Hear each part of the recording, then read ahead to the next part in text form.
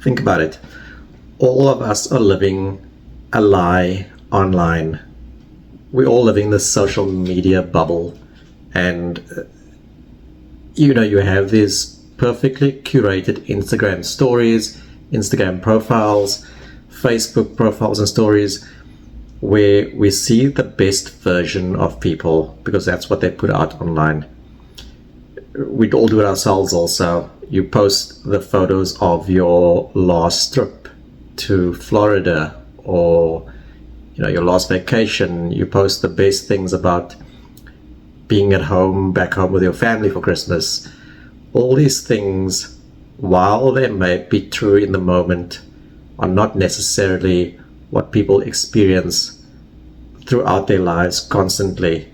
And while it's important to capture these things and these memories online, which is great when you're using it as an online journal, I think a lot of people still think that the things they see online are what those people's lives are generally like all the time. And that's just not true, because what happens then is we start to compare ourselves to these people, and it makes us feel inadequate if things are not going as perfectly in our lives, because we just expect things are perfect in other people's, and that's, again, it's not true. The odds of someone having, or the odds of everyone on your timeline having all of these perfect lives, it's close to zero. It's just not true at all. And so we gotta think about not comparing ourselves to other people constantly. We have to live our own lives and realize that other people also have parts of their lives that are not perfect. While it's important to work towards making the best life that you can, you have to aspire to bigger things. I'm not saying don't aspire to bigger things, but it's also important to realize that we shouldn't be competing with other people's journeys, because they are on different timelines. They are different as people to us. They have different goals.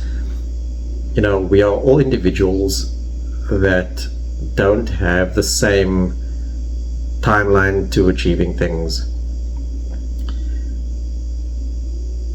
Very few people show their failures online, and when they do, it's usually because they've overcome the failure. So they show the transformation from what was not great to where they are right now, which also is great. I think it works well to do things like that to motivate yourself, but no one really shows the failures while they're happening and when they don't know how they're going to get through those things. So it's important not to beat ourselves up about these, not being where we think we need to be. Our social feed is an indicator of what we're looking at online. There's a lot we don't see behind the scenes in someone else's life, just like there's a lot other people don't see in the behind the scenes of our lives. Even our closest family don't know what we're doing all the time. So trying to portray yourself as something that is not necessarily true all the time online is kind of, I don't want to say counterproductive, because I think it's still useful, again, for motivating yourself and using it as an online journal. But we've just got to remember always in the back of our minds that the things we're looking at there are not necessarily the standard all the time for everybody.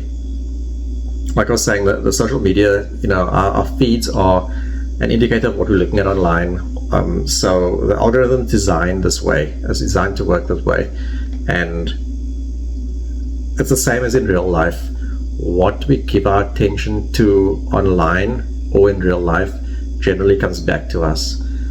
There's that saying, we are the sum of the 5 people we spend the most time with, which is true in real life, but it's also true online. The things that you give attention to online, whether it's negative or positive, it generally comes back to you. And so you'll see your feed reflecting what you're looking at online. If you like gossip and negative things, that's what you're going to see on your feed. If you like motivational, positive stuff, that's what you're going to see on your feed. You've got to decide, just like you would in real life, the people you hang out with, the people you spend time with in real life, you get to decide that. And you get to decide if that makes you feel good or not. Same as online, you get to decide who you follow, who you speak to online.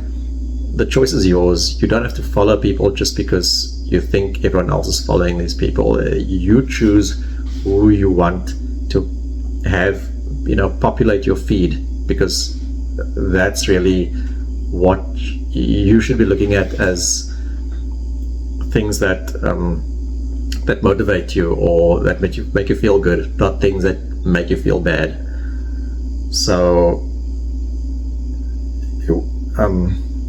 where I'm leading with this really is, we don't have to compare ourselves to what's happening online or to what we see in our friends or family's feeds.